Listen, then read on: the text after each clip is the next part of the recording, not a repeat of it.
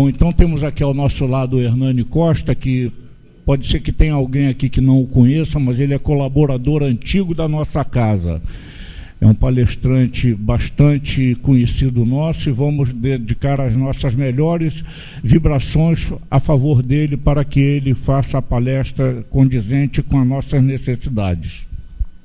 Aqui está funcionando? Tá, perfeito. Boa noite, prazer novamente estar aqui com vocês. Hoje eu vim convocado, né, em substituição, mas é um prazer. E nós vamos fazer uma palestra hoje que eu tenho... Agora eu estou com um programa de rádio, né, toda quinta-feira, às 14 horas. Por favor, entrem lá na página. Quintas do Evangelho no MAP. Então, toda quinta-feira, às 14 horas, eu e minha esposa, que vocês conhecem também, que é a Iris, fazemos um programa na Rádio Rio de Janeiro, né, 1400 AM. E se vocês puderem entrar lá na página no Facebook, participar... Sejam bem-vindos. Então, toda quinta-feira às 14 horas, depois o programa fica na rádio, né? Vocês estão acostumados, o pessoal aqui tem muita presença lá. Inclusive, tem um rapaz daqui que sempre está fazendo debate na Rio de Janeiro. Quando eu chego, eu estou entrando no programa, ele está saindo. Então, e essa apresentação é uma apresentação que eu tenho feito desde setembro desse ano, em cima de uma obra de Newton Gonçalves de Barros. Newton Gonçalves de Barros foi um espírita, Gilberto, o pessoal conheceu ele aqui profundamente, professor Newton. E ele desencarnou em 1992, eu não tive o prazer de conhecê-lo pessoalmente, mas eu adoro as obras dele. Isso é uma das obras dele, e que ele dizia que a legenda agora é kardecizar. Por que eu montei essa apresentação, né? A legenda é kardecizar, que a ordem é kardecizar. Porque eu trabalho numa mesa mediúnica numa casa chamada ADP, Aliança do Divino Pastor. A Sara é presidente da casa, é lá na rua Jardim Botânico 94. E existia uma senhorinha lá, já estava com 90 e poucos anos, ela trabalhava na cantina e era assídua trabalhadora da Aliança. Em fevereiro desse ano ela desencarnou, Glorinha, o nome dela. E levou um tempo muito curto e ela se manifestou na mesa mediúnica. Né? E eu estava lá presente como doutrinador, né? E a manifestação dela, as primeiras perguntas que nós fizemos mas você foi socorrida? Como é que foi o socorro? Porque está tão rápido, né? Você já está trabalhando na casa. Ela falou, não, nós espíritas não temos mais tempo para ser socorrido, não. Nós somos convocados. Porque aqui desse lado nós precisamos kardecizar. Olha só, fiquei todo arrepiado. Então nós espíritas, quando desencarnam agora, não fica esperando que vai vir Bezerra de Menezes, que as pessoas vão lá te socorrer, vão desprender do corpo. Não, vai lá e fala, ó, levanta, porque nós estamos precisando demais, o planeta está em transição, não tem tempo para choradeira, está aqui o trabalho, isso você tem que fazer e vai à luta. Então ela falou assim na mesa mediúnica. E aí eu falei, se está assim nesse nível, e deve estar mesmo, porque é tão rápido, né? A vida... Após a morte não tem mais aquele tempo, né? Que a gente via as obras de André Luiz, Bezerra de Menezes, pessoal preparando, agora não, levanta, que tem muito trabalho e o planeta depende de vocês, espíritas. Então a legenda agora, de fato, do lado de lá é kardecizar. Isso é bom e ruim, né? Não vai faltar espírito para levantar vocês do corpo, nós, né? E botar para trabalhar. Do lado de lá, assim como nós... Estamos aqui nos esforçando.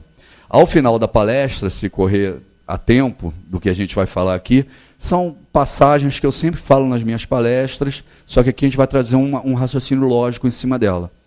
Eu fiz essa palestra semana retrasada, num centro espírita lá no Irajá, né? E só para médios, durou 1h30. Mas aqui eu acho que a gente faz mais rápido, e se der tempo, nós vamos passar também, que já está lá no computador, uma entrevista de 1964, de André Luiz em espírito, que ele deu para Francisco Cândido Xavier e Valdo Vieira. Então, Chico Xavier fazia as perguntas pares e Valdo as ímpares, e aí tem que é a continuação dessa apresentação que nós vamos fazer hoje. Tudo bem?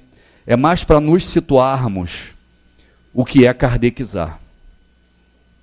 Quando a Glorinha falou, né, do lado de cá a gente está sendo forçado a kardecizar, vem logo na minha cabeça, o que é kardecizar? Kardecizar é mais do que evangelizar, né? Kardecizar é mais do que o espiritismo como nós conhecemos, né? É criar uma metodologia de raciocínio para todo mundo. Qual foi a grande sacada, né? A grande diferença de Kardec? Como ele foi treinado desde pequeno com Pestalozzi, né? É um excelente pedagogo, falavam vários idiomas, Kardec veio com a metodologia. Então ele traz uma lógica de raciocínio desde o Livro dos Espíritos, quando ele transforma o livro na obra básica do Espiritismo. Depois o Livro dos Médios. Por que ele traz o Livro dos Médios depois do Livro dos Espíritos? Porque precisava treinar e preparar os médiuns, né? Tudo que nós recebemos foi através da mediunidade. Nós existimos hoje aqui como espíritas graças à mediunidade. A casa espírita sobrevive graças à mediunidade, né? Então ele tinha que treinar os médiuns para receber o livro que é da força moral, que é o Evangelho segundo o Espiritismo. O Evangelho segundo o Espiritismo, assim como o Evangelho de Jesus, é a única obra que tem o mesmo peso em qualquer planeta do universo. Qualquer planeta que a gente descubra que tenha vida inteligente, primitiva ou celestial evoluída, se você traduzir a obra do Evangelho de Jesus para a língua daquele planeta, tem o mesmo peso que tem aqui. Por quê? Porque Jesus é o único espírito puro que esteve entre nós. Então, o mais vanguarda da tecnologia, da moral, do entendimento, da conduta, está no Evangelho.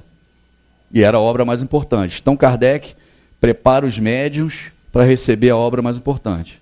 E depois, a Gênesis e o Céu e o Inferno é para desmistificar tudo que nós conhecíamos na época, né? O que acontece depois da morte, o que eram os milagres, né, de Jesus, que não era nada mais do que física, química, biologia, sendo colocada à prova. Então, Kardec traz essa metodologia que nós vamos ver hoje. Então, vamos tentar sair daqui hoje. É bem simples, é uma palestra bem simples, mas ela é suportada pelos slides, porque o Newton, ele era muito preocupado, o professor Newton, em trazer essa ideia. Na época que Newton veio como espírita, existiam outras polêmicas que nós nem vivemos. Talvez o Gilberto saiba melhor do que eu. A Federação Espírita Brasileira ainda falava que Jesus não tinha um corpo humano como o nosso, era um corpo fluídico, né? Tinha uma série de questões, que eu não vou entrar em detalhe aqui, que era uma disputa dentro do próprio meio espírita, e que Newton vinha trazer com a lógica dele, com o conhecimento, com a inteligência dele, as coisas mais práticas do espiritismo, que é o que nós vamos tentar hoje repassar. Então, Kardec, a legenda é kardecizar por quê? Porque é pegar o Evangelho, pegar os fenômenos físicos que a gente já trabalha no Brasil desde a época das pagelanças, né? As tribos indígenas e afrodescendentes já trabalham a comunicação com o plano espiritual livre há muitos e muitos anos, a gente vai ver isso aqui, mas nós precisamos trazer uma metodologia. E é isso que Kardec traz, né? Você vê que as casas espíritas ligadas à federação e ao kardecismo tem toda uma metodologia, né? A gente chega, prepara o ambiente, né? Concentração difícil, faça música no ambiente, não é isso? André Luiz não fala? Então, todas as casas a gente tenta trazer uma metodologia para quê? Para nós conseguirmos sintonizar, para melhorar a vibração, para chegar ao ponto de compreender o que vai ser colocado nas palestras, nos estudos, né, nos seminários e nas obras. Então é isso, Kardec é a metodologia, é a pureza doutrinária. E aí a gente começa da seguinte forma, aqui a gente vai ter partes que são das obras de Kardec, outras do Newton, outras do Evangelho direto, e algumas delas de André Luiz. Tudo bem? Talvez eu acerte aqui, né? Vamos ver.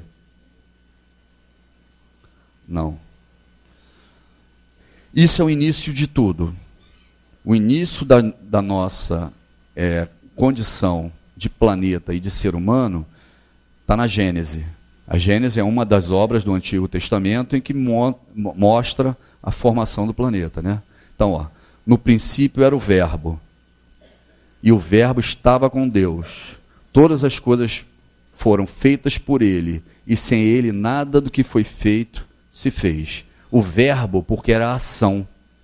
A gente não aprendeu que tudo que nós pensamos gera no fluido cósmico universal e na energia dessas moléculas do planeta uma ação. Quando você vai montar uma casa, quando você sonha com alguma coisa, primeiro você está movimentando essas minúsculas partículas para plasmar aquilo que você quer. Existem livros de ciência hoje, vários, mostrando a força do pensamento positivo na formação do que nós somos, inclusive do nosso corpo biológico, as doenças, as curas, os milagres, tudo passa. E no início era o Verbo.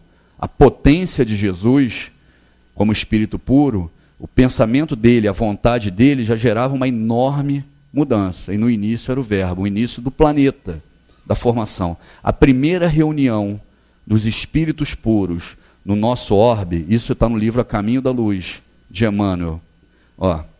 Essa comunidade de seres angélicos, assim como Jesus, e perfeitos, do qual Jesus é um dos membros divinos, apenas já se reuniu nas proximidades da Terra, nosso planeta, por 2 vezes no curso de 2 milênios conhecido.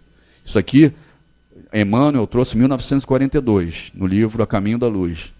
A primeira verificou-se quando o orbe terrestre se desprendia da nebulosa solar, a fim de que se lançasse no tempo e no espaço as balizas do nosso sistema cosmogônico e os pódromos da vida na matéria em ignição do planeta. Emmanuel. Então, Jesus, junto com esses engenheiros do mesmo nível dele, se reúnem, retiram uma partícula da nebulosa solar para formar o que nós temos hoje como planeta. Assim como para montar uma escola, tem que ir lá comprar o terreno, não é isso? Escolher o terreno, pegar um arquiteto para definir como é que vai ser, buscar uma planta, né? A gente não tem que planejar tudo. É a mesma coisa que eles fizeram. Por que Jesus se reuniu a primeira vez com esses espíritos para montar esse planeta? O que ele queria fazer com isso? Por que era tão importante montar esse planeta que nós temos aqui? Porque Jesus, assim como nós, estudou em vários mundos, viveu em vários mundos que são categorizados por Kardec no Livro dos Espíritos que existem no universo. Jesus foi o único espírito que encarnou entre nós que passou por todos esses mundos categorizados por Kardec, né? Primitivo, expiações e provas, que é o estágio que nós estamos hoje, regeneradores, felizes, onde o bem supera o mal, e celestial. Imaginem que vocês têm crianças em casa. Vocês têm crianças em casa. Qual é a primeira coisa que você imagina quando você quer educar o seu filho? Colocar ele na escola, não é isso? Pô, a gente precisa colocar essa criança na escola. Jesus, quando se formou, nesse doutorado, que é um planeta celestial, são milhares e milhares de anos, encarnando, desencarnando, evoluindo, até chegar no mundo celestial, ele foi chamado pelo pai dele, que é o mesmo pai que nós temos, e falou para ele, está na hora de você trabalhar. Você já estudou a beça, já se formou. O que se espera de um doutor depois que ele está formado?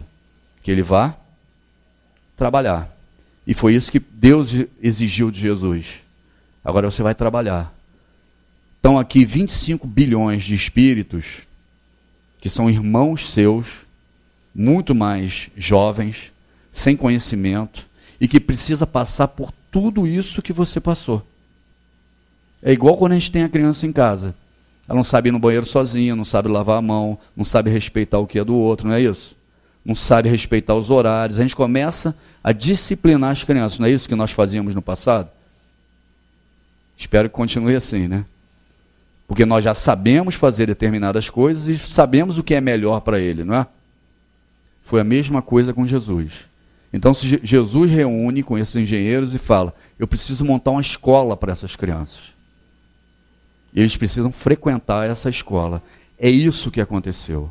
Na verdade, nós estamos, nesse momento, numa escola. Numa escola que é do 2º grau de conhecimento. Se nós fôssemos fazer uma comparação com a nossa escola normal aqui do planeta, esse mundo primitivo seria o jardim de infância. Quando você está no jardim de infância, você condena as crianças porque não sabe desenhar direito, porque ainda pega o material do colégio, porque não sabe fazer a ponta no lápis, não sabe ir no banheiro sozinho. Você ensina como funciona, mas não dá para condenar. Igualzinho quando nós habitávamos esse mundo primitivo. Estávamos dando os primeiros passos da inteligência da matéria, para aprender o que é certo e o que é errado. Quando mais da metade do planeta já sabe o que é certo e o que é errado, dos 25 bilhões, 13 bilhões de espíritos já sabem o que é certo e o que é errado, o planeta muda e a gente já começa a fazer prova. Não é assim na escola também? No jardim de infância a gente faz prova. Mas depois que vai para o primário já começa a fazer prova, não é? Então é o estágio que nós estamos. Só que quando mais da metade sabe o que é certo e o que é errado, não quer dizer que sabe fazer o certo. Vocês sabem qual é a diferença de saber o que é certo e o que é errado e fazer o certo? É quando a gente se atreve a fazer uma receita que nós vimos na Ana Maria Braga, não é assim? A gente anota a receita e aí vamos fazer igualzinho que ela fez. Mal a gente sabe que ela testou 10 vezes lá para fazer a edição do programa. Eu estou na rádio agora, eu sei como é que é isso. Você erra, depois ele faz uma edição, fica perfeito. E ela também. E a gente anota a receita e vai fazer. A gente sabe o que é certo, está com a receita na mão, mas não sabe fazer. É igualzinho esse estágio do planeta. Nós já sabemos o que é certo e o errado, mas a gente não sabe fazer o certo. Quando alguém fura a nossa fila, a gente vai e mete o carro mesmo e não deixa entrar, não é? A gente sabe que tem que dar outra face. A gente sabe que tem que ter paciência. Mas nós não estamos ainda prontos para isso. Por isso estamos fazendo provas. A cada dificuldade que a gente vive na nossa vida é uma prova de paciência, de caridade, de indulgência, de conhecimento. E toda vez que eu não passo na prova, eu tenho que repetir a prova. Não é? E se eu não conseguir passar, faço uma recuperação, não é assim? A nossa vida é o tempo todo fazendo recuperação. Os erros que nós cometemos lá atrás, a gente passa de novo pela prova para ver se dessa vez vai. E se nós não resolvermos durante a vida e durante o ano letivo do colégio, o que acontece? Fiz as provas e só tirei nota vermelha. O que acontece comigo? Tem que repetir. Nós vamos reencarnar. É assim, é igualzinho. O nosso colégio é igualzinho à nossa reencarnação. Quando metade dos habitantes do planeta, que são 25 bilhões, depois a gente vai ver a entrevista de André Luiz se der tempo, já sabe fazer o certo, a outra metade já sabe o que é certo ou errado, mas não sabe ainda fazer o certo. Então, todo o planeta já está remando ou tentando remar para fazer o bem. Nesse momento, o planeta vive um planeta regenerado. É um planeta de regeneração. Metade já sabe fazer a receita da Ana Maria Braga e a outra metade está tentando fazer o bem, ainda não sabe. Quando 100% do planeta já sabe fazer o bem, o mundo é... Aí é estudo, trabalho, para desenvolver as capacidades máximas desse espírito e virar um mundo celestial. Jesus passou por tudo isso e recebeu nós, como irmãos mais novos, para evoluir. Qual foi a ideia dele? Vou me reunir com espíritos do mesmo grau que eu para a gente montar a escola. Primeira coisa que ele pensou, idêntico ao que nós pensamos. Quando a gente olha essas crianças no sinal, quando a gente olha essas crianças com problema na comunidade, cometendo uma série de crimes, o que vem na nossa cabeça? Pô, eles não têm escola, não têm educação. Não é isso que vem na nossa cabeça imediatamente? Em qualquer discurso político, né, demagogo ou não, o que se fala? Da educação, da escola. E Jesus pensou da mesma forma. Talvez nós pensemos assim por causa dele. Os alunos somos nós. Espíritos ou princípio inteligente, criados à imagem e semelhança de Deus, mas simples e ignorante. O que para nós é o exemplo do simples e ignorante? As crianças. A pureza das crianças transmite a simplicidade e a ignorância, ao ponto de nós nos comovermos com isso, não é assim? Por isso que em cada encarnação, todos passamos pela simplicidade e pela ignorância infantil. Isso somos nós. Depois de encarnar num corpo racional humano. Temos essa forma, alguns mais pesados, com cores diferentes, com algumas deformidades, mas dos 25 bilhões de espíritos no planeta, eu me atrevo a dizer que mais de 20 bilhões, segundo André Luiz, já tem essa forma. E vir na carne é desenvolver, é fazer as provas e pagar os débitos. A escola é o nosso planeta. E a gente viu no primeiro slide que Jesus estava junto com esses engenheiros siderais. Por isso que João fala, no início era o verbo e ele estava com Deus e ele criou o mundo. E o que gerou na nossa cabeça? Uma confusão danada, né? Deus criou o mundo, Jesus criou o mundo, e ele tinha espíritos suportando ele para criar o mundo. Olha que confusão. E aí nós conseguimos simplificar isso criando a Santíssima Trindade, não é assim? Deus, Cristo e Espírito Santo. E aqui no Espiritismo, graças a Kardec, a gente já começa a saber qual é o papel de cada um, qual é a função de cada um. Não é? Deus é a inteligência suprema, causa primária de todas as coisas, mas nós é que trabalhamos para transformar as manifestações de Deus em obras. E Jesus é um de nós. É um irmão bem mais velho, trabalhando para transformar a manifestação de Deus em obras. E aí foi criado o planeta Terra. Milhões e milhões de anos para ele resfriar, para ter a condição orgânica de nós conseguirmos respirar água potável, capacidade de produção. Imagina os cataclismos que tinham aqui no passado. Então foram milhões e milhões de anos e ainda continua em transformação o planeta para nós conseguirmos habitar. Uma escola não demora muitos anos para a gente montar também? E ela não precisa de o tempo todo de manutenção e de mudanças? É igualzinho. O plano espiritual é igual. O que é necessário para uma criança frequentar a escola? Quando você está na rua e vê uma criança e você sabe que ela está indo para a escola e a escola que ela estuda, como é que você identifica isso? Através do uniforme. Os nossos uniformes estão aqui enquanto encarnados, né? Cada um de nós tem um uniforme para a sala que a gente vai estar, para as provas que nós temos e as expiações que nós vamos fazer. De que é feito o nosso uniforme? Obviamente existem moléculas mais elementares, mas a base é carbono, hidrogênio, oxigênio, azoto, sais minerais e água. É disso que é composto o nosso uniforme, nosso corpo biológico. Quando você vê uma criança na rua, né? Esse uniforme é de algodão, tinta, seja do que for, né? Tecido. O nosso é feito dessas substâncias. Quando desencarnarmos, é isso que nós vamos virar. Mas assim como o tecido tem cores diferentes, tem formatos diferentes, dependendo da escola e da condição que a criança estuda, nós também recebemos essas condições para formar o nosso corpo biológico de acordo com as provas e as expiações que nós vamos passar. De onde vem isso? De um softwarezinho que tem dentro de cada um de nós aqui, que é gerado por mamãe e papai, né? Espermatozoide e óvulo, os gametas masculinos e femininos e o nosso código genético. É o estudo do genoma.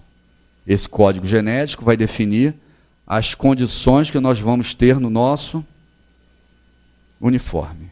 O espírito não tem sexo, não tem cor, não tem estatura, não tem nenhuma das características que nós ficamos apontando um para o outro o tempo todo aqui. O espírito só tem mais iluminado ou menos, e normalmente aquele que aqui na carne tem preconceito e aponta os defeitos dos outros, quando chega no plano espiritual é o menos. Essa é a grande dicotomia. Então aquele que se acha mais bonito, mais puro, mais perfeito e se compara com os outros, apontando os uniformes alheios, quando chega no plano espiritual ele cai de vergonha, porque os preconceitos são ainda características de espíritos muito ligados à matéria, que não consegue ver dentro daquele corpo, daquela opção sexual, daquela cor, daquela raça, que ali tem um ser humano e que aquilo não faz diferença nenhuma pelo uniforme que tem. Tudo bem? Julga os alunos apenas pelo uniforme. E esse uniforme é definido a cada encarnação com os códigos e as condições genéticas de mamãe e papai. Na reencarnação de Sigismundo, obra de André Luiz, você vê que os espíritos dão uma carga maior em alguns espermatozoides para justamente definir condições do uniforme, né? As provas de Sigismundo eram provas no uniforme masculino. Então, os espermatozoides que levaram a carga maior naquele momento era masculino.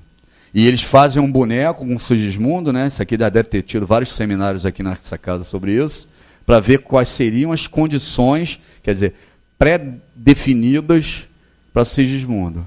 E uma que eu acho interessantíssima, eu sempre cito, é que se até os 60 e poucos anos de idade ele não abrisse o coração e perdoasse o pai, né, e a mãe pelas coisas que tinham acontecido no passado, ele ia ter um problema cardíaco, graças a essas dificuldades no plexo, né, cardíaco, no chakra que ele tinha. Então ele tinha 60 anos de vida para se reintegrar ao pai, né, a mãe, que ele tinha dificuldade até da fecundação, para não ter um problema cardíaco e desencarnar. Isso sem contar o que ele ia comer, beber e fazer aqui no planeta. Então todos nós recebemos uma carga genética de acordo com as provas que nós vamos fazer e as expiações que vamos fazer, e já sabemos antes de encarnar as provas que vamos ter. Se passarmos bem nelas até o final, vamos viver o tempo que nos comprometemos de estar na carne. Como é que nós espíritas chamamos isso? Completistas. Os completistas são aqueles que recebem o fluido vital, a carga genética e cumprem as provas de acordo com que se comprometeram antes de encarnar. E vão completar a encarnação com o tempo de vida que deveria ter. Eu fumo muito, bebo muito, não faço exercício, me alimento mal. Não vai ser completista. Eu não consigo perdoar meu pai, minha mãe, meu irmão, meu ex-marido, meu namorado. Dificilmente vai ser completista. Tudo bem até agora? O que mais é necessário para um aluno? Já temos a escola, os alunos, e já sabemos que o uniforme é de fundamental importância, para a gente saber a série que ele está, a escola que ele estuda. O que mais é importante? Hein? Os mestres, né? Sem os professores é difícil, né? Tem mais coisa, tem coordenadores, né? Tem merendeiras, faxineiros, tem um monte de coisa. Mas os professores é que nem um hospital sem médico, né? Então a gente está colocando só aqui quem eram os nossos professores, quem foram os nossos professores do passado, os missionários, os profetas, Moisés. Aqui tem um monte de Antigo Testamento. E quem eram os egípcios? Tiveram povos no nosso planeta que trouxeram uma mudança de tecnologia, de conhecimento, de religião muito forte para o planeta. E de onde eles vieram? De Capela. Existia um planetinha na constelação de Capela, né? Os Exilados de Capela é uma boa obra, né? Outros, os Anjos Decaídos, tem várias obras explicando no detalhe isso, que estavam passando no mesmo estágio que nós estamos entrando hoje no planeta Terra, saindo de provas e expiações para regeneração. Por que esse estágio é uma marca muito grande para um planeta? Porque a gente viu no início, 100% dos habitantes do planeta querem fazer o bem. Uma parte já sabe fazer e a outra não sabe ainda. Aqueles que continuam fazendo o mal e não querem fazer o bem, eles vão ser convidados a se retirar do planeta. É como se fosse fazer um supletivo. Vocês sabem o que é um supletivo? Fica muito tempo repetindo aquela série, né? E aí o aluno vai fazer um supletivo, quer dizer, uma carga de horário muito maior, junto com pessoas que também estão mais atrasadas como ele, para deixar aquela turma de crianças progredir, e eles vão fazer supletivo. Foram o que os capelinos vieram fazer aqui. E que muitos de nós vamos fazer em outro planeta, se continuarmos fazendo o mal pelo mal a partir de agora. Por isso que nos evangelhos de Jesus falava-se muito no fim do mundo. Mas não é o fim do mundo. É você sair daquela escola, ir para uma outra escola mais atrasada e ajudar a evolução daqueles alunos que estão mais atrasados. Os capelinos vieram, Egito, Roma, Grécia, maias, astecas, incas, e vieram para cá, vários lugares aqui no planeta, trazer a sua contribuição científica, mas ainda estavam presos ao mal. Muitas guerras, muitas dificuldades, né? E a gente vê isso no passado. Até a Idade Média, o planeta Terra vivia o estágio primitivo. A partir da Idade Média, nós entramos em provas e expiações. E agora começamos a entrar em regeneração. Quem não acompanhar a evolução vai ser convidado a ajudar outro planeta a evoluir.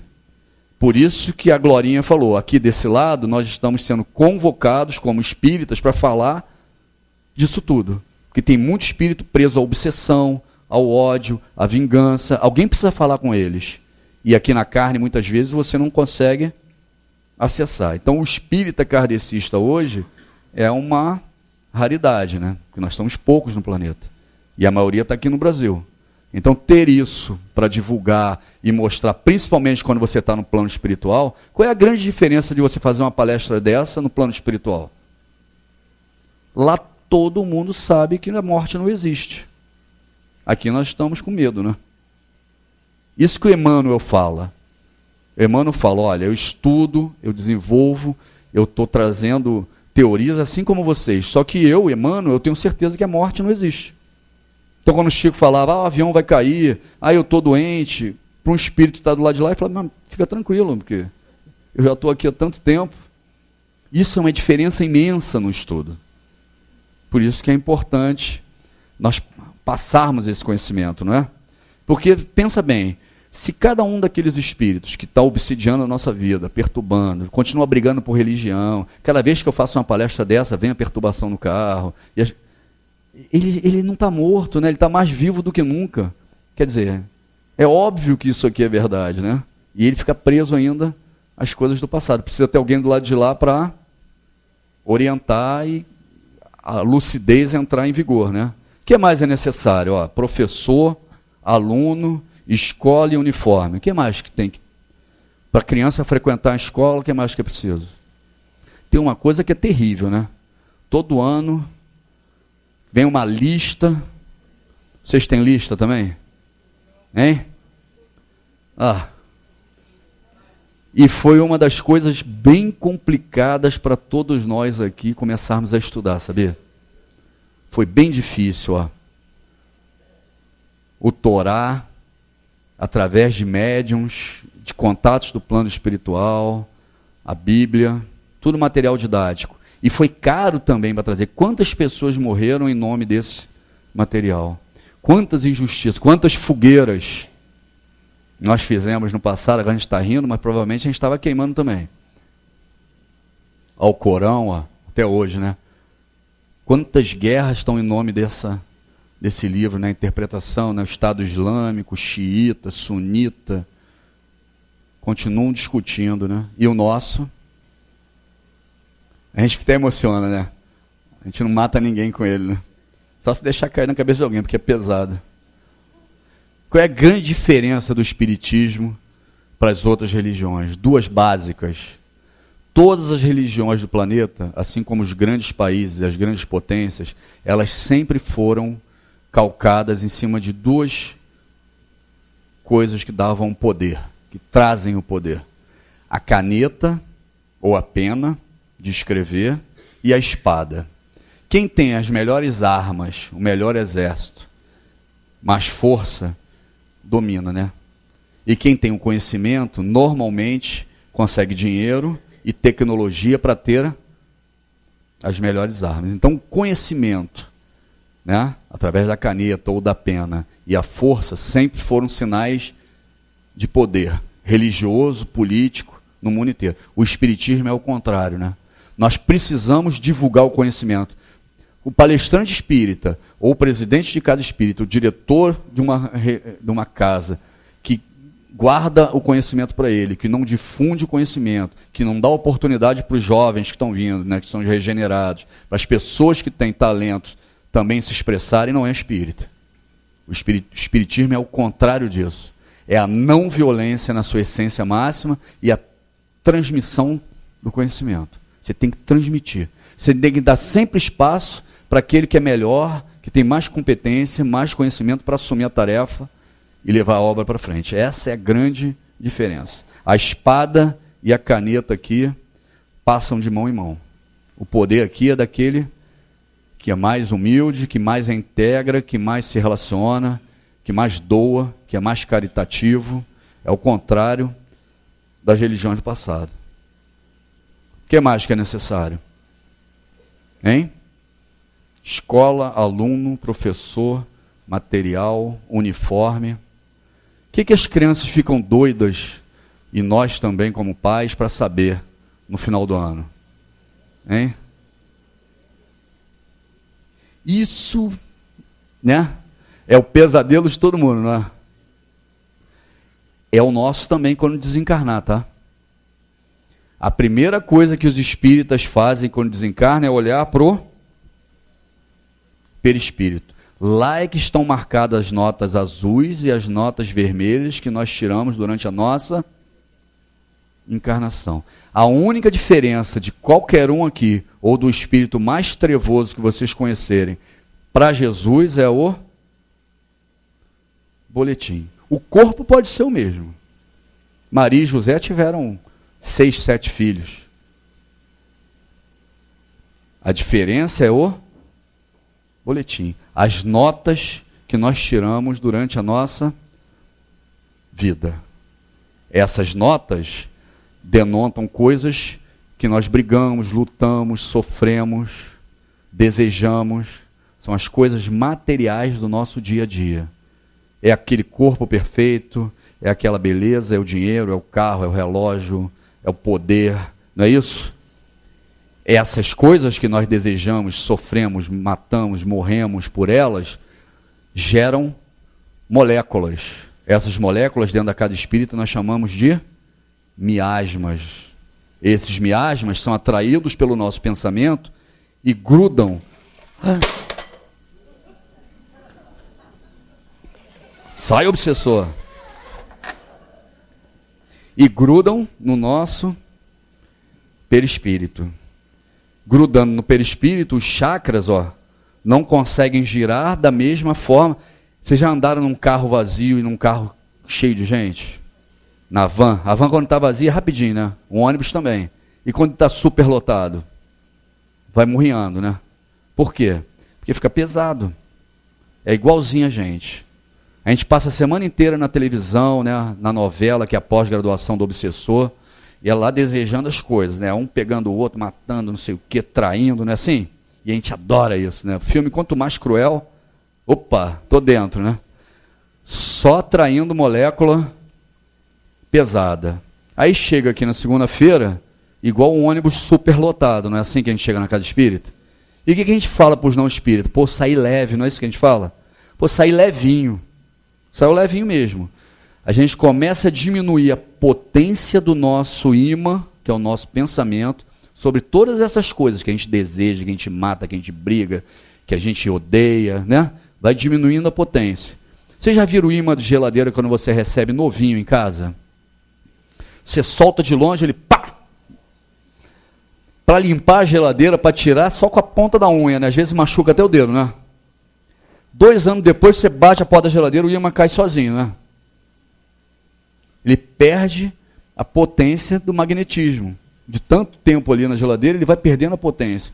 É igualzinho esses miasmas quando a gente chega na casa espírita. Quando a gente está desejando, odiando, brigando, o imã está com a potência daquele que acabou de chegar na sua casa.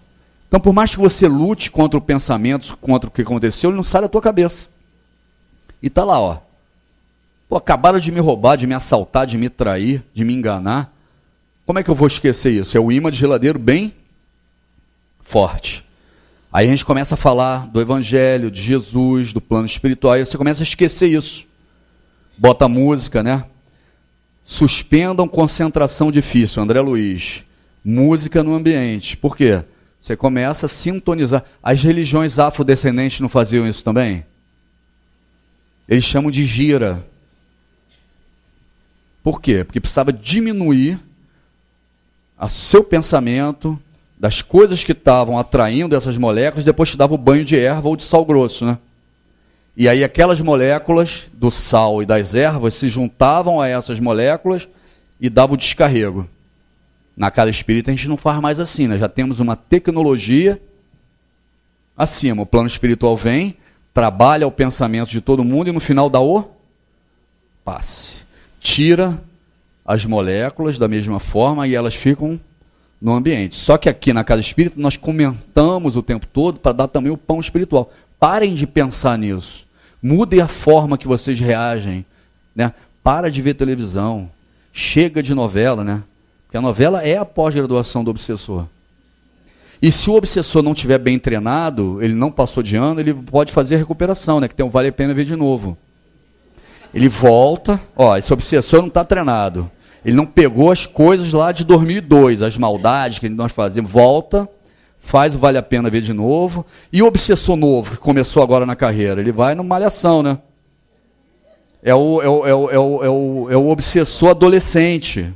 Ali já começa a dar um golpezinho, já tem aquilo não sei o quê. E o mestre? O mestre é de madrugada. As séries de madrugada, meu amigo, é só para obsessor, campeão mesmo, que já está. E é assim a nossa vida. Aí a gente volta segunda-feira. Tudo... Fantástico, então, é uma brincadeira, né?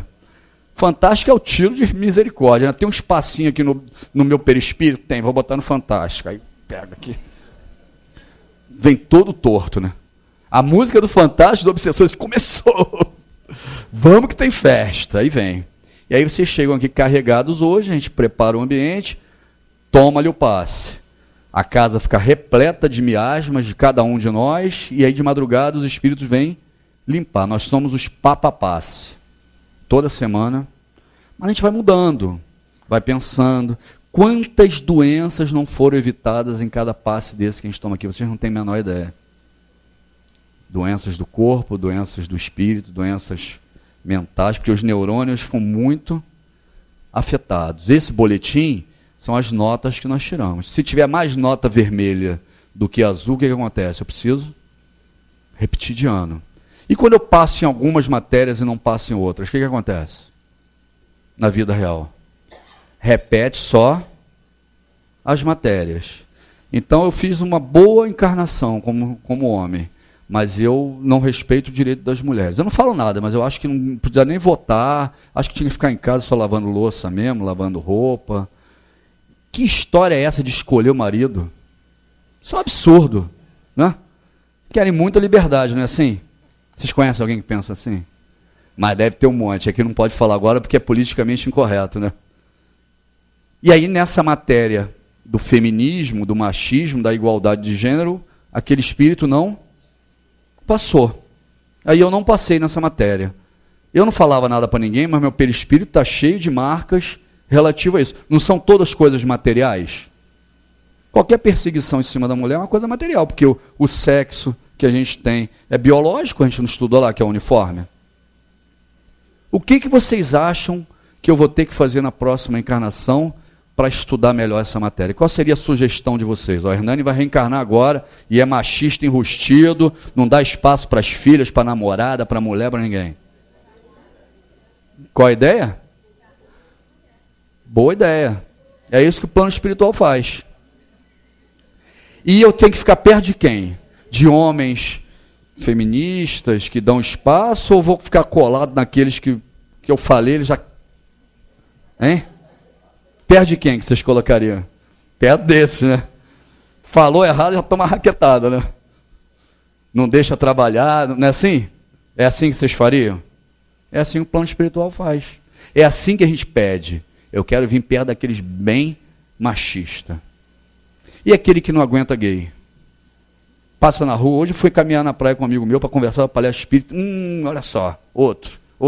Falei, caramba, o cara é espírita. Hein? Qual a opção que vocês acham que ele vai ter que ter? Boa opção. Não teve nessa, não é? Tem que desenvolver essa capacidade, não tem? Não é tão simples para a gente que somos espíritas. Por isso que vocês vão ser convocados quando desencarnar para rapidinho trabalhar. Porque existem muitas encarnações ainda no planeta compulsórias. Estão acontecendo diariamente sem ter alguém comandando. Então, quando desencarnar, fiquei todo arrepiado. Vem cá trabalhar na reencarnação, porque vocês já aprenderam na palestra do Hernani. E é assim que funciona. É simples demais. É simples demais. As provas são muito básicas. Por que as provas são muito básicas ainda? Porque a gente está num planeta de primário. Então o cara vem e vai ter lá o filho, ou a filha, ou a oportunidade de casar com alguém, ou compreender. Ou vem muitas vezes no mesmo sexo, encarna naquele sexo diferente para ter as mesmas opções primeiras, para aprender e se desenvolver com aquele sexo. É assim que funciona. É simples. Ninguém tem encarnação para ser perdida por opção sexual, por opção de gênero, por condição racial, nada disso. O que perde encarnação é ódio, rancor, vingança, né, enganar os outros, mentira. É isso que perde encarnação. Nada biológico perde encarnação. E não é para perder, porque a encarnação é muito cara. Cada vaga nesse Enem é caríssimo. É como se fosse uma universidade pública. Para Deus, para Jesus, para todos nós. Então não dá para perder a encarnação por opção biológica. Mas nem de longe. Tudo bem sobre o boletim? E as provas de acordo com o uniforme. O problema é o boletim. Mas a gente resolve com o uniforme, com a sala, com os mestres, com as pessoas que a gente vai conviver. 3 revelações que nós tivemos nessa escola. As 3 principais revelações que tivemos nessa escola. Primeiro, Moisés. Por que a revelação de Moisés foi fundamental para mudar a história da nossa escola? Porque ela trouxe o Deus único, o monoteísmo, o Pai. Nós não tínhamos Pai até então. Os romanos deviam ter uns 20, 30 deuses. Os egípcios mais uns 10, 15. Os gregos, quantos tinham? Toda vez que um espírito chegava, através de um médium, e falasse assim: Hernani, não sai agora não, que vai ter um assalto, e vão levar o teu carro, o teu dinheiro, e podem até te matar. Aí eu não saio. E aí depois eu identificava e descobria que tinha um assalto lá, o que esse espírito virava para mim? Um Deus. Não era assim? Antes de Moisés era assim. Eu não estava com a marca perispiritual para sofrer o assalto, lembram disso? Ó, eu não tinha marca.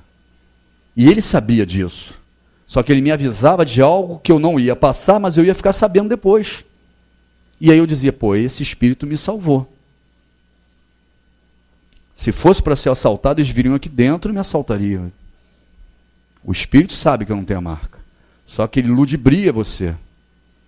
Olha, e aí ele virava um Deus. Moisés vem e acaba com isso. Existe um Deus só, é o Pai, e todos que não estiverem ligados a ele, vai acontecer um monte de coisa. Aí vem as pragas do Egito, os reinados perdidos, né? Toda vez que um rei buscava o conhecimento através de um médium, alguma coisa de dica, porque a gente estava acostumado a fazer isso, dava alguma coisa errada, e aí lá vinha a lástima. Por isso que Moisés trouxe a condição do Deus único. E a proibição da mediunidade na época. Nós não tínhamos maturidade para compreender a mediunidade. Tudo virava Deus. Toda a informação que nós tínhamos de doença, de plantação, de guerra, problemas familiares, o espírito virava Deus. Depois que Moisés explicou quem era o Deus de verdade e proibiu a mediunidade, Jesus vem e diz o seguinte: sabe esse Deus de Moisés? Ele é muito melhor do que isso. Ele é muito melhor. Ele não fica rogando praga, ele não quer olho por olho, dente por dente, nada disso. Olhe para mim e veja o Pai. E aí nós confundimos ele com o Pai. E ele diz: vou mandar no futuro alguém que vai repetir tudo que eu falei, mas vai trazer coisas novas, novidades que vocês vão estar num grau de evolução, né? Estávamos nesse momento no jardim de infância, agora estamos no primário, né? Provas e expiações, para compreender melhor o que eu disse. Adianta passar uma equação do primeiro grau ou do segundo grau para uma criança do jardim de infância? É igualzinho à religião. A primeira revelação, Deus único. 1512 a.C. Os 10 mandamentos. Vocês reparem nos 10 mandamentos que os primeiros mandamentos, não terás outros deuses, não farás para ti imagens, não tomarás o nome de Deus em vão, lembra do dia de sábado. Os 3 primeiros mandamentos é sobre o Deus. Para a gente hoje é até estranho, né? E o 4º era santificar o sábado. Por que isso? Porque na época o povo escravo não tinha descanso, nem no sábado. Quando que nós íamos poder nos reunir para contar de pai para filho a história e poder chegar até hoje? Não tinha papel, internet. Então, sábado é para comentar as glórias, passar de pai para filho. Os judeus até hoje não fazem isso muito bem. A maioria dos filhos tem as profissões dos pais, tem um conhecimento, herança. Estão há 6.000 anos fazendo isso. Por isso que eles têm tanta grana e conhecimento. O capital intelectual do judeu passa de pai para filho. Tem algum judeu aqui na sala? Não. Estou falando coisas boas, hein? Mas são assim, né? Os bancos, a maioria estão na mão de judeus no mundo inteiro, é conhecimento de pai para filho há 6.000 anos. Quantos anos tem aqui o descobrimento do Brasil? 500? Estamos engateando, né? E eles estão há 6.000 anos, só enriquecendo. É assim que funciona. 5º, honra teu pai e tua mãe. O que é esse mandamento? Moisés podia falar que você tem que honrar pai e mãe, porque você ia reencarnar através de pai e mãe? Jesus traz uma parábola que ele diz o seguinte: faça amigos mesmo com as riquezas iníquas, porque senão ninguém vai te receber. Quem que é o filho que só vai arrumar problema? Que você não gosta, que você não conhece? Já pensou nisso? Você quer receber os espíritos que você tem afinidade. Ou que você tem um problema muito grave do passado, que você não aguenta mais e precisa se reconciliar, mas você conhece, você já fez alguma coisa boa ou ruim com aquele espírito. Ou aquele que você ama. Os laços consanguíneos são para esse desenvolvimento. Resolver as traições e os problemas do passado, ou receber quem você adora. A avó que você teve, o avô, o bisavô, não é isso? Quando você deixa a herança dentro da sua família, que você não abandona o seu filho, que você está perto da sua família, o que você vai receber quando vier bisneto daquela família? A casa que você deixou, né, a educação que você deixou, o dinheirinho no banco que você deixou. E quando você abandona os filhos, abandona a família, sai por aí, não quer saber de nada. Quando você voltar ali, você vai receber o que de herança? Tudo que você não deixou. É assim que funciona a reencarnação. Por isso é um honrar pai e mãe. Ah, eu tive 10 filhos, abandonei os 10. Pode escolher aí dos 10 o pior, que você vai nascer neto dele. Aquele que tiver mais problema que você abandonou, que você nem olhou na cara da mãe, que você deixou para lá, quantas pessoas você conhece que fazem isso? É aquele que você vai... Lembra lá atrás do perispírito? Qual seria a sua sugestão? O cara teve 20 filhos, abandonou todo mundo. Aí vai reencarnar agora, cheio de problema. Você ia botar ele aonde? Vamos escolher dos 20 quem está o pior, e tu vai lá resolver. Não é assim? É igualzinho a reencarnação. Todos nós sabemos preparar uma reencarnação aqui na sala. Por isso nós vamos ser convocados. Só que nós precisamos falar sobre isso, estudar isso, ler as obras, saber do que a gente está falando, ter certeza disso. Porque a reencarnação é alguma coisa da Terra, do planeta. É coisa de espírito ainda atrasado, fazendo provas e expiações. Não matarás. Nós aprendemos isso?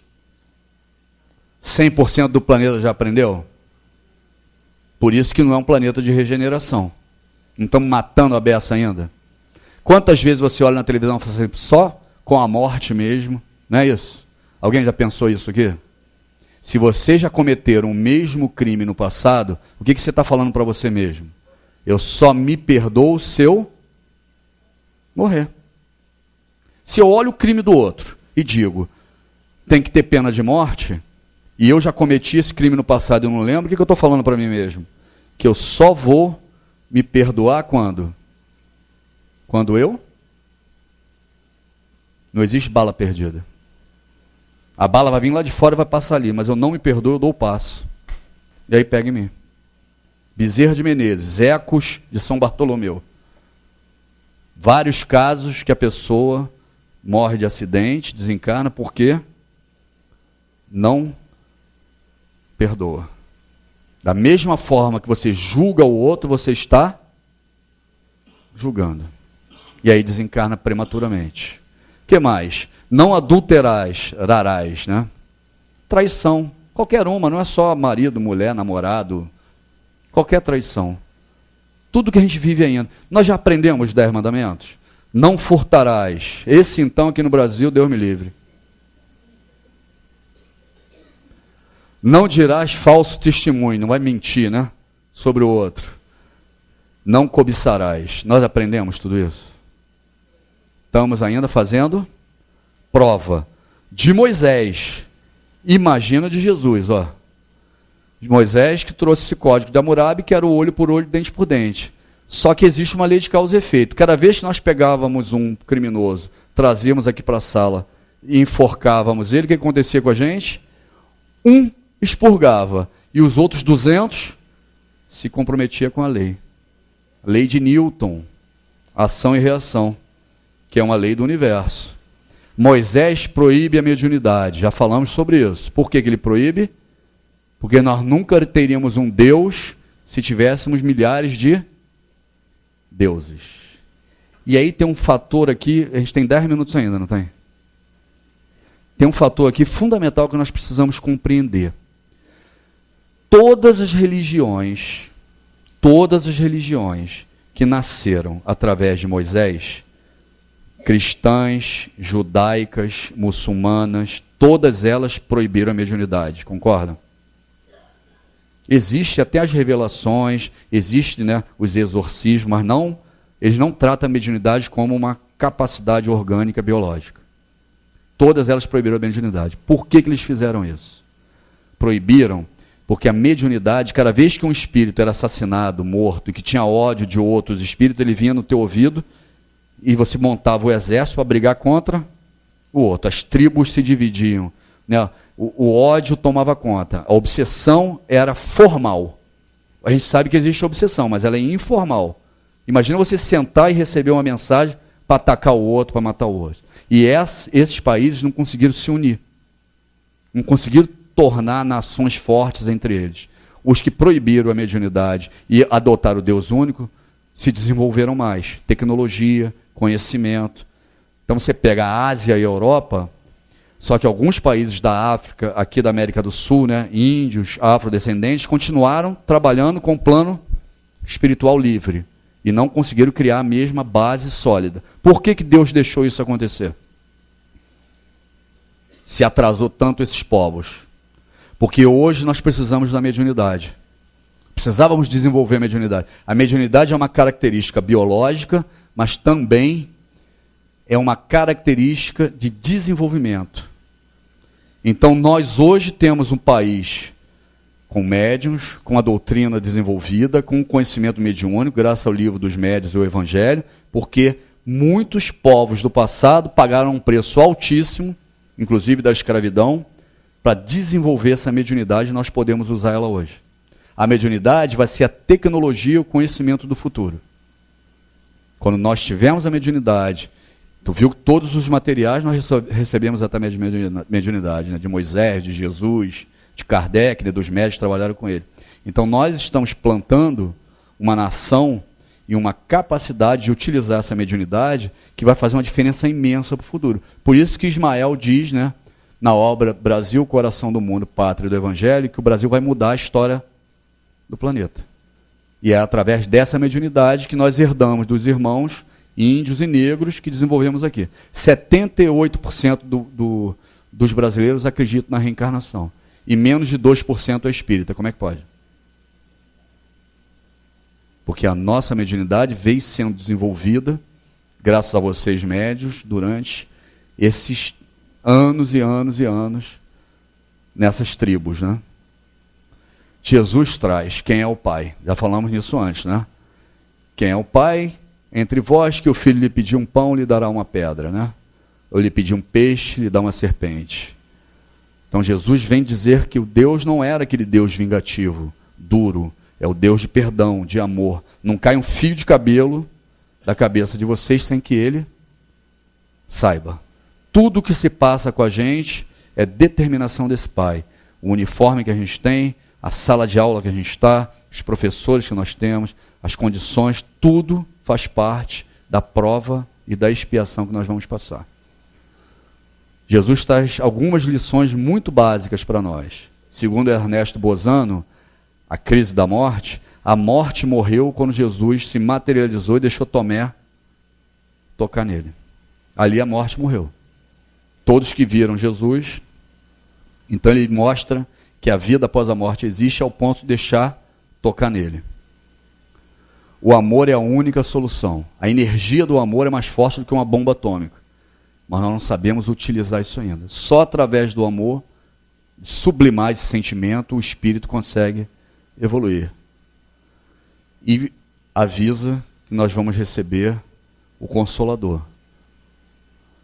Livro dos Espíritos, 1857, que é limitado em 4 partes. Causas primárias, o mundo espírito, o mundo dos espíritos, as leis morais e esperanças e consolações. As outras 4 obras de Kardec, além do Livro dos Espíritos, desenvolve cada um desses temas.